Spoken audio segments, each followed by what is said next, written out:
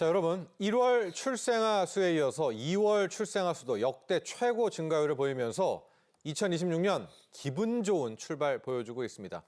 특히 90년대생 에코붐 세대의 결혼과 출산이 늘어난 것이 가장 큰 요인이라고 할 수 있는데요. 출산 후 아수 증가 요인 세세하게 전해드리고요. 또 앞으로의 남은 과제까지 이야기 나눠보도록 하겠습니다. 이인철 참좋은 경제연구소 소장 모셨습니다. 안녕하십니까? 자, 반가운 소식입니다. 저희가 출생과 관련해가지고 계속 우리 이인철 소장님까지 함께 나오고 있는데요. 이번에 2월 인구 동향입니다. 2월 출생아 수가 22,898명. 이게 작년 대비 증가율이 13.6, 13% 이상, 증가율도 거의 최고고 2월에 22,900명도 또 역대 최고입니다. 일단 현황부터 정리하고 갈까요? 그렇습니다. 이제 한국 경제의 가장 취약점을 꼽으라고 하면 바로 이제 저출산 문제인데요. 그동안 이제 지구상에서 가장 먼저 소멸될 것이다 라는 이제 불명예를 앓을 정도로 전 세계에서 유례 없이 빠른 이제 저출산 고령화가 이어졌습니다. 그런데 최근에 이제 데이터상 반전의 청신호가 좀 켜지고 있는 상황인데요. 말씀하셨던 것처럼 국가데이터처의 2월 출생아 수를 보게 되면 3만 명이 육박하고 있습니다. 네. 22,898명이거든요. 네. 이게 1년 전과 비교하게 되면 증가율이 무려 13.6%인데 아마 이제 2월 기준 7년 만에 가장 높고요. 관련 통계가 작성되기 시작한 1981년 이후 역대 최고의 증가율입니다. 예. 정말로 출생아 수가 이제 신압으로 오르고 있어요. 20개월째 증가세를 보이고 있고 합계 출산율도 껑충 뛰었습니다. 0.93명인데요. 합계 출산율이라는 게 가임기 여성 한 명이 평생 낳을 것으로 예상되는 출생아 수거든요. 우리가 그동안 0.7명, 0.6명까지 내려가는 수모를 겪었는데 네. 특히 이번 증가를 이끈 건 30대 초중반입니다. 결혼과 출산을 미뤄왔던 이제 지연 출산이 한꺼번에 반영된 효과일 가능성이 큰데요. 실제로 보게 되면 첫째야 비중이 상당히 좀 늘었고요. 둘째, 셋째 비중은 줄었습니다. 그러니까 아이를 더 낳기 시작했다라기보다는 더 늦게라도 한 자녀로부터 이제 첫 아이로 낳겠다라는 이제 시그널에 가까운데 네. 주목할 것은 사실은 이제 혼인 건수 그리고 이혼 건수가 모두 다 주는 것으로 나타났는데 이혼 건수가 많이 줄었더라고요. 맞습니다. 네. 2월 중 이제 혼인 건수도 이제 많이 줄었습니다만 이는 설 연휴로 인한 착시 효과가 아니겠느냐라는 이제 분석이 나오고 있는데 어쨌든 7년 만에 찾아온 출산율 반등이 지속적으로 이게 일회성 요인이 아닌 지속적으로 이어질지 여부를 좀 주목해 봐야 되겠습니다. 자, 저기 밑에 자막도 나오거든요. 이혼 건수가 IMF 이후에 또 최저치였다라는 것도 이번 2월 통계에서 좀 살펴볼 수가 있을 것 같은데요. 이유를 살펴봐야 되겠죠. 잠깐 아까 이제 90년대생 이야기도 해 주셨거든요. 지금 보면 우리 합계 출산율이 0.93명까지 올라왔는데 이유를 좀 봐야 되겠습니다. 지금 연도별로 보면 90년대생의 약진, 이제 이쪽 세대들이 아이를 좀 많이 낳게 된 거 아니겠습니까? 결국은요. 맞습니다. 네. 이제 출생아 수, 합계 출산율이 이렇게 함께 반등하는 데는 크게 한 세 가지 요인을 들 수가 있는데요. 첫 번째 요인이 바로 에코 세대라고 합니다. 네. 90년대생이 올해 나이로 30대 중반이거든요. 정확하게. 네. 자, 그러다 보니 이런 인구 구조의 효과로 지금 출산을 이끄는 세대가 바로 이제 90년대생, 이른바 에코 붐 세대입니다. 인구층 자체가 좀 두텁다 보니까 같은 출산 의지를 하더라도 절대적인 비중이 좀 높을 수밖에 없는 구조이고요. 네. 두 번째가 지연된 출산율이 이제 반등의 모멘텀이 되고 있는데 코로나 때는 사회적 거리두기로 결혼식장 자체에 모일 수 없는 구조였거든요. 예. 그러니까 결혼이 좀 기피해 왔는데 최근 2, 3년 새 몰리면서 그 결과가 출산 증가로 좀 이어지고 있는 게 아니냐라는 거고요. 또 하나가 정책 효과입니다. 정책과 이제 사회적 분위기 변화라고 할 수 있는데요. 각 지자체별로 이제 중앙정부 차원에서 현금 지원 확대, 또 기업의 파격적인 출산 장려 정책까지 더해지다 보니 아이를 낳아도 괜찮겠다라는 인식의 전환이 조금씩 이루어지고 있다라는 얘기인데요. 물론 이제 이 지속성이 가장 중요합니다. 지금 우리나라 합계 출산율이 0.93명이라 하더라도 OECD 평균 1.4명에 한참 또 밑돌고 있는 상황이고요.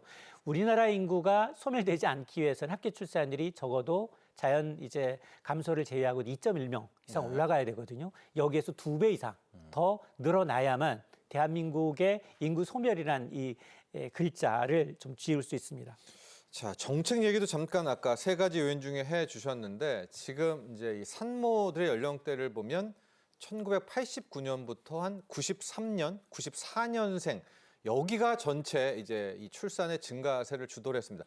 근데 이제 이 세대가 거의 맞벌이 세대잖아요. 그래서 정부 정책 중에서 특히 남성 육아휴직이 이제 이 출산 증대에 큰 역할을 했다라는 분석도 있거든요. 여긴 좀 어떻게 해석을 할까요? 맞습니다. 지금 뭐 아이 없고 마트에서 이제 장 보는 이 아빠들이 흔한 이제 네. TV 예. 선상에서 나오고 있는데요. 실제로 이렇게 출산율 증가의 한 몫을 하는 건 바로 아빠 휴직입니다.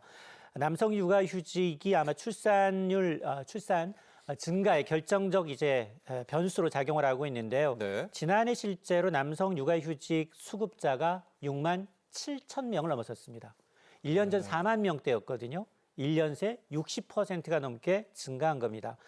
관련 통계 작성한 이후 처음으로 일과 가정, 양립 지원 제도를 이용한 남성이 30만 명을 넘어선 것인데요.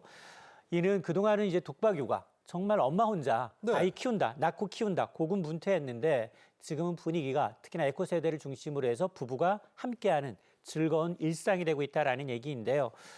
중소기업에서도 지금 출산 휴가, 특히나 아빠 휴직 사용자가 40% 이상 늘어나고 있습니다. 아, 최근 1년에요. 맞습니다. 완전 분위기가 달라졌네요. 과거와는 네. 좀 상상하기 어려울 정도로 사회적 분위기가 조금 반전되고 있다라는 얘기인데요. 다만 아직도 눈치 보긴 좀 있습니다. 특히나 이 중소기업 가운데는 조금 이 구성원 수가 10명 미만, 5명 미만인 경우에는 아직도 이제 대체 인력 때문에 눈치를 보거나 급여 손실을 걱정하는 목소리가 적지 않은데 어쨌든 정부의 경우에는 지금 육아휴직을 활용하는 이제 이 직종이 굉장히 낮은 업종에 대해서는 집중 점검하기로 했습니다. 자, 앞서 표를 봤지만은요. 이쯤 되면 이건 신빙성 있는 자료입니다. 그러니까 남성 육아휴직의 증가율이 신청 60% 늘어나니까 지금 출산도 폭증을 하지 않았었습니까? 자, 이렇게 되니까 우리 당국도 여기를 더 공략해야 되겠다라고 해서 아예 남성 육아 참여 확대를 위한 배우자 3종 지원 세트까지를 이제 올 하반기에 출시가 됩니다. 그러니까 당국에서도 이게 상당 부분 이 출산에 있어서 긍정적인 효과다라고 본 거겠죠? 맞습니다. 네. 남성 육아휴직이 폭발적으로 이제 증가하는 것에 발맞춰서 정부가 올 하반기부터는 배우자 3종 지원 세트를 새롭게 도입을 합니다. 이번 정책의 핵심은 이제 아빠가 임신 순간부터 육아의 모든 과정에 이제 당당하게 참여할 수 있도록 문턱을 낮췄다라는 데 있는데요. 우선 사실은 이제 지금 출산 연령이 점점 늦어지면서 네. 첫 순산하지 못하는 경우가 꽤 있습니다. 그러니까 사산이라든가 유산이라든가 이럴 경우에 예. 휴가 제도를 신설합니다. 그러니까 가족의 아픔을 함께 나눌 수 있도록 하겠다라는 얘기이고요. 또한 이제 그동안의 출산 이후에만 쓸 수 있었던 배우자 출산 휴가를 임신 중에도 앞당겨서 사용할 수 있도록 제도가 개선이 네. 됩니다.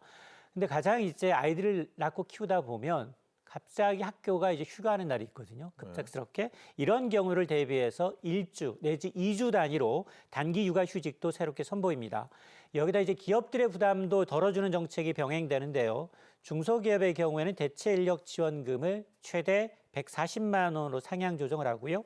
또 휴직자의 업무를 나눠서 맡은 동료에게 주는 업무 부담금이 있습니다. 이건 월 최대 60만 원까지 인상하기로 했습니다. 다만 관건은 이제 정말 현장에서 사용할 수 있고 적용될 수 있느냐에 있는데요.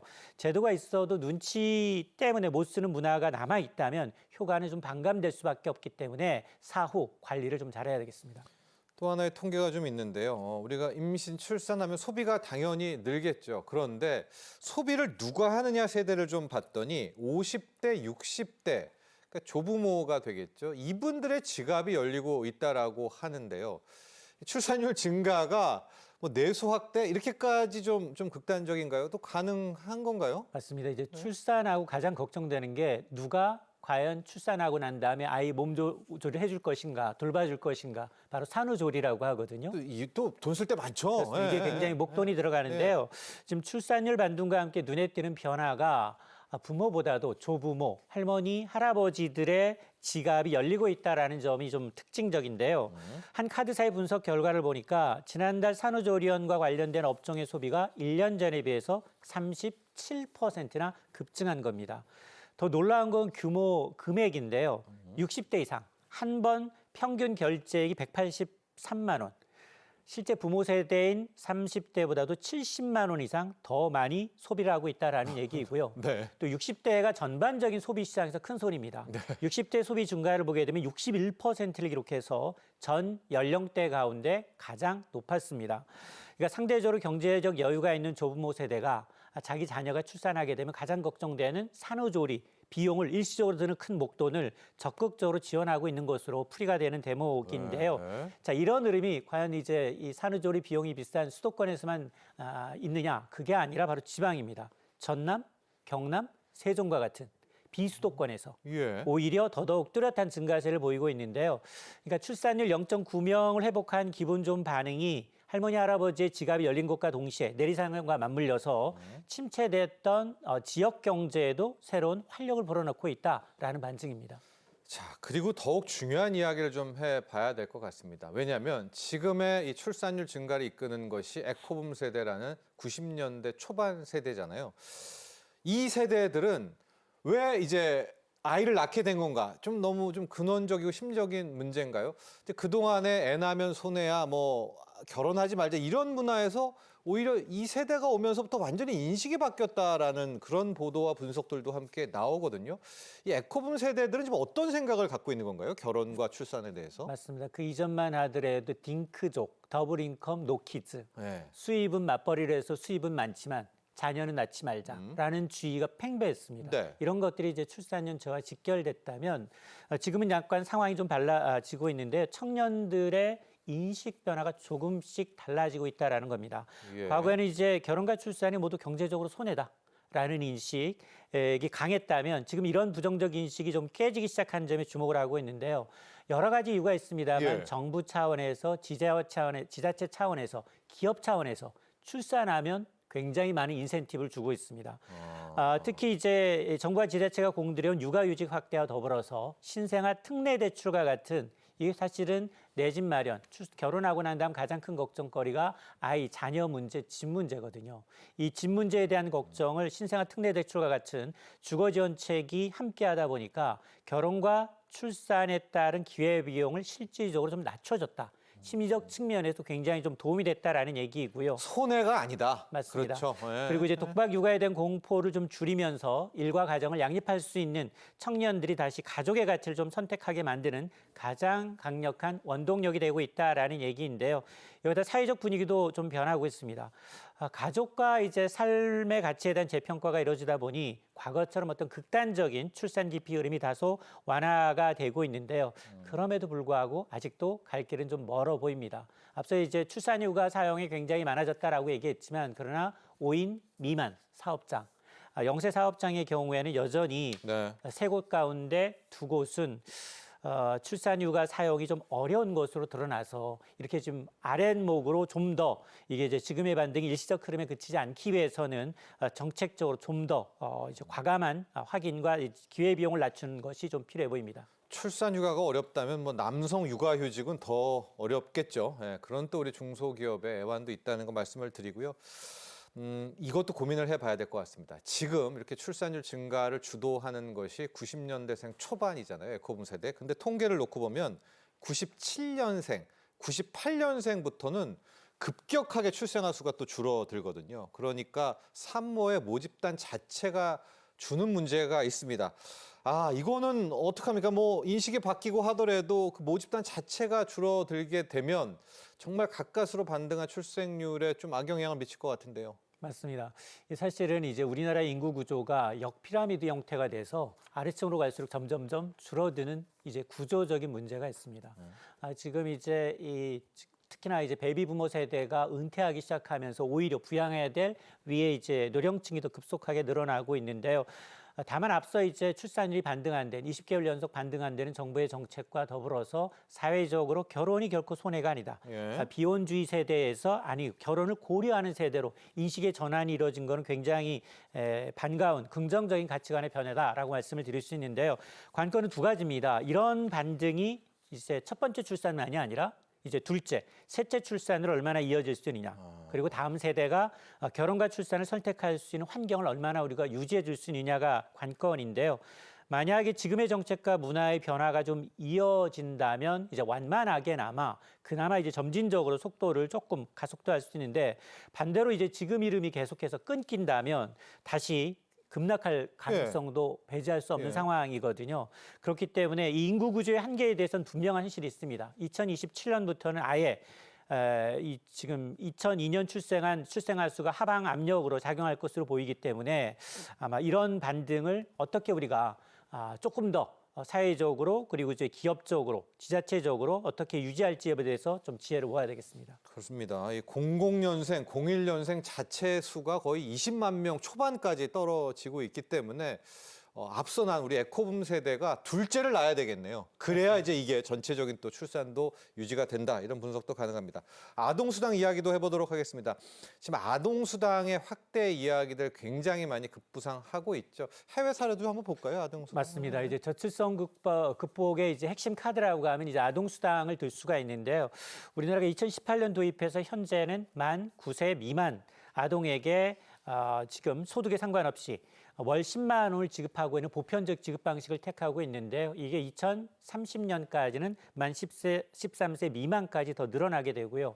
올해부터는 이제 인구 감소 지역의 아동에 대해서는 월 최대 3만 원이 추가로 지급이 되고 있습니다. 지역별 이제 보완책이 마련이 됐는데, 근데 이걸 우리나라와 해외와 좀 비교를 해보게 되면 아직까지도 조족지열, 우리는 굉장히 취약하다라는 걸 알 수가 있는데요. 해외 선진국들은 이미 과감하게 차등 지원 방식을 선택하고 있습니다. 일본의 경우 셋째 자녀부터 지급액을 2배인 3만 엔까지 대폭 늘렸고요. 프랑스는 자녀가 많을수록 수당이 기하급수로 늘어나는 구조, 여기다 저소득층에는 보충수당까지 더해서 실질적인 양육비 보전을 더 두텁게 하고 있고요. 스웨덴의 경우는 다자녀 가산제를 도입하면서 6자녀에게는 월 170만 원 상당을 지원하게 되고 국가가 아예 책임을 지는 책임을 지는 방식을 택하고 있는데요. 한마디로 많이 낳을수록, 그러니까 출산 장려하는 식으로 이제 설계가 되어 있다라는 얘기인데요. 우리나라는 단순히 연령 확대를 넘어서 이런 이제 해외 사례를 좀 타산지석의 교훈으로 삼아서 자녀 수, 연령에 따라서 보다도 두텁게 설계하는 중장기적인 제도 개편이 좀 필요해 보이는 상황입니다. 우리 합계 출산율이 0.9명이고요. OECD 평균이 1.4명입니다. 우선 1명부터 돌파를 해야 되겠죠? 맞습니다. 네. 지금 2.1명까지 가기에는 정말로 멀어 보이는 수준입니다. 그럼에도 불구하고 0.93까지 올라왔거든요. 1까지 가기는 그렇게 나빠 보이진 않는데요. 네. 어쨌든 지금 에코붐 세대 도입과 더불어서 혼인 진입과 더불어서 정책적 노력이 맞물려서 좀 위로 갈 수 있는 마지막 골든타임이라는 데 이견이 없습니다. 문제는 지속성인데요.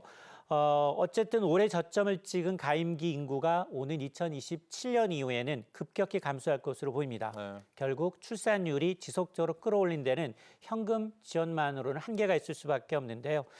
이제는 단기 처방을 넘어서 근본적인 청년과 이제 이 청년과 결혼을 주저하게 만드는 주거 불안, 사교육비 부담, 경력 단절이라는 근본적인 걸림돌을 해소해야 되고요.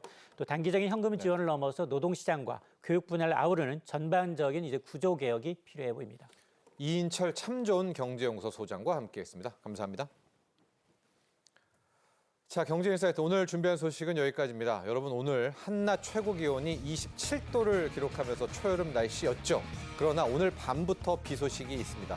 당분간 완연한 봄, 또 초여름 왔다 갔다 하는 날씨 이어집니다. 건강에 각별히 유의하시기 바랍니다. 오늘 여기서 인사드립니다. 수요일 오후 1시에 다시 찾아뵙죠. 여러분, 감사합니다.